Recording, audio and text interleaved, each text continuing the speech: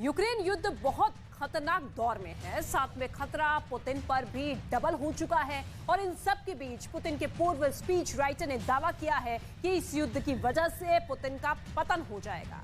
उनका कहना है कि वो दिन दूर नहीं जब पुतिन मॉस्को भी छोड़ सकते हैं। ये स्पेशल रिपोर्ट आप जरूर देखिए, आपको पुतिन के पूर्व सहयोगी के कई सनसनीखेज दावों के बारे में पता चलेगा।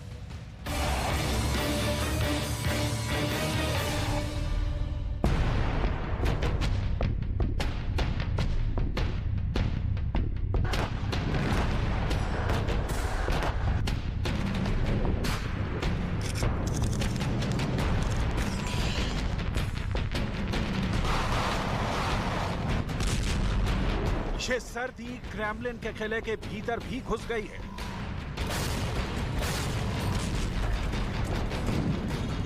रूस के राष्ट्रपति पुतिन को कपा देने वाली ये ठंड क्रेमलिन में नई सरकार के उदय का संकेत दे रही है। यूक्रेन के आसमान को काला कर देने वाला बारूदी धुआं अब क्रेमलिन की मजबूत दीवारों को हिला रहा है।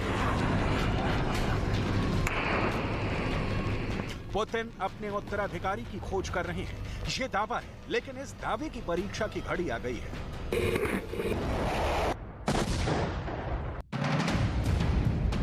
पुतिन क्रेमलिन का तख्त क्यों छोड़ना चाहते हैं? क्यों 2024 में राष्ट्रपति का चुनाव नहीं लड़ना चाहते? क्यों यूक्रेन युद्ध का बिना नतीजा निकले ही बीच में छोड़ देना चाहते हैं? क्या पुतिन को रूस के भीतर पनप रही अपने खिलाफ विद्रोह की आग तेज होती दिख रही है? क्या पुतिन वाकई लीबिया के पूर्व तानाशाह मुअम्मर गद्दाफी जैसा हश्र होने से डरे हुए हैं?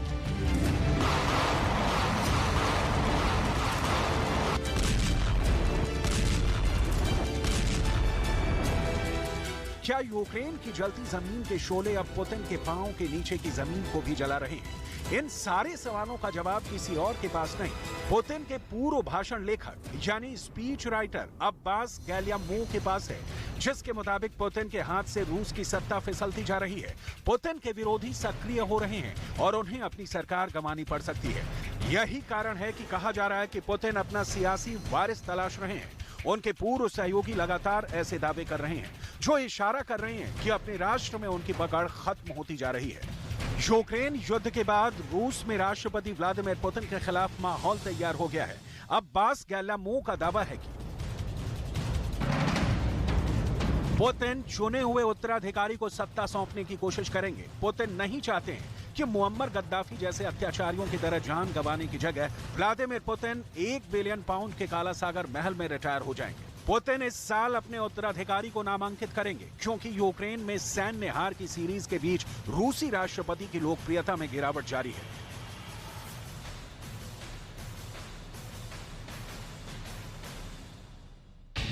गद्दाफी और काला सागर के पुतिन के महल की डिटेल भी आपको दिखाएंगे। पुतिन किसे अपना उत्तराधिकारी घोषित करेंगे, उन 3 नामों की फहरिस्त भी दिखाएंगे और ये भी दिखाएंगे कि पुतिन का कौन सा जनरल बागी होने वाला है। लेकिन उसके पहले पुतिन को लेकर किए अब्बास गैल्यामोव का सनसनीखेज उद्घाटन सुन लीजिए।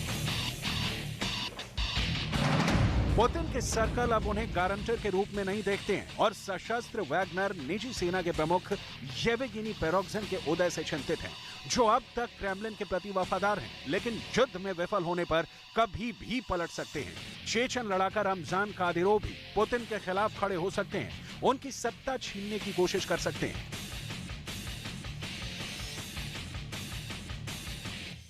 मतलब जो वैगनर प्रमुख येवगेनी प्रिगोजिन या रमजान कादिरोव जिस पुतिन के सबसे वफादार हैं, कल को पुतिन के सबसे बड़े दुश्मन बनने वाले हैं। ये दोनों पुतिन की सत्ता को उखाड़ फेंकने की कोशिश करते हुए दिख सकते हैं। अब्बास गैल्यामोव ने कहा कि पुतिन यूक्रेन के साथ जारी युद्ध में वैगनर प्रमुख येवगेनी प्रिगोजिन और चेचन कमांडर रमजान कादिरोव के बढ़ते प्रभाव से चिंतित है। पुतिन के दुश्मनों की लिस्ट काफी लंबी है। यूक्रेन के खिंचते युद्ध ने पुतिन के खिलाफ रूस में भी एक बड़े वर्ग के बीच आक्रोश भर दिया है। नए सैनिकों की भर्ती हो या उनकी यूक्रेन सीमा पर तैनाती या देश की इकोनॉमी को हो रहा नुकसान, पुतिन के युद्ध के फैसले के कारण रूस बुरे दौर से गुजर रहा है।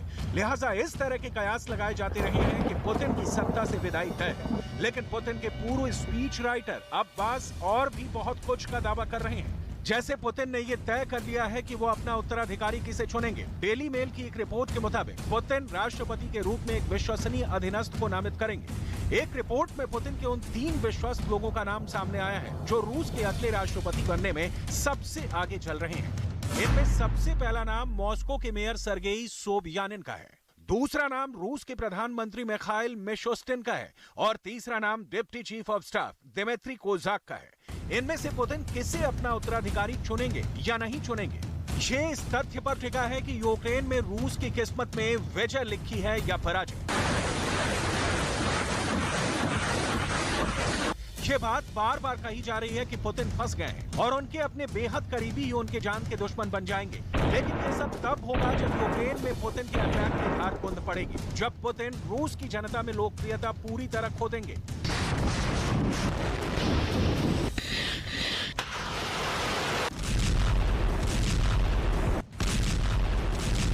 पुतिन कच्चे नेता नहीं है, तजुर्बेकार है, कई युद्धों का अनुभव हासिल कर चुके हैं। इसीलिए एक बात ये भी कही जा रही है कि यूक्रेन की सेना को ढकाकर पुतिन ज़ेलेंस्की के सरेंडर का रास्ता साफ कर रहे हैं और क्राइमिया की तर्ज पर युद्ध के लंबा खींचने से कतई परेशान नहीं है।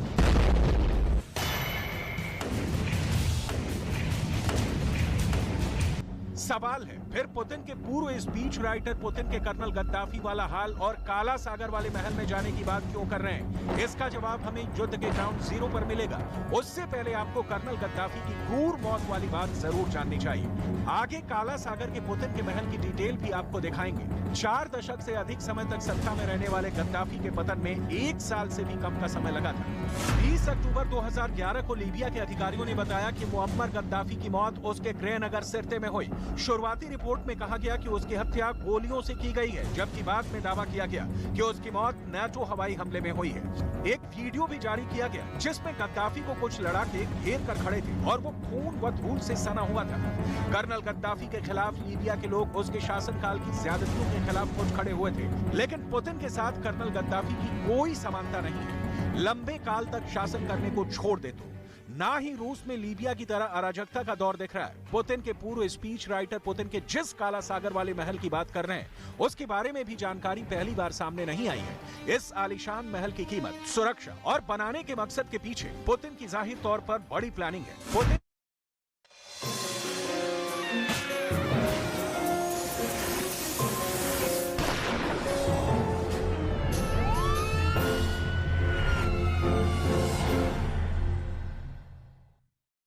के जवान की सतर्कता की वजह से यात्री की जान बच गई। पूरी घटना लेकिन वहां लगे सीसीटीवी कैमरे में रिकॉर्ड हो गई।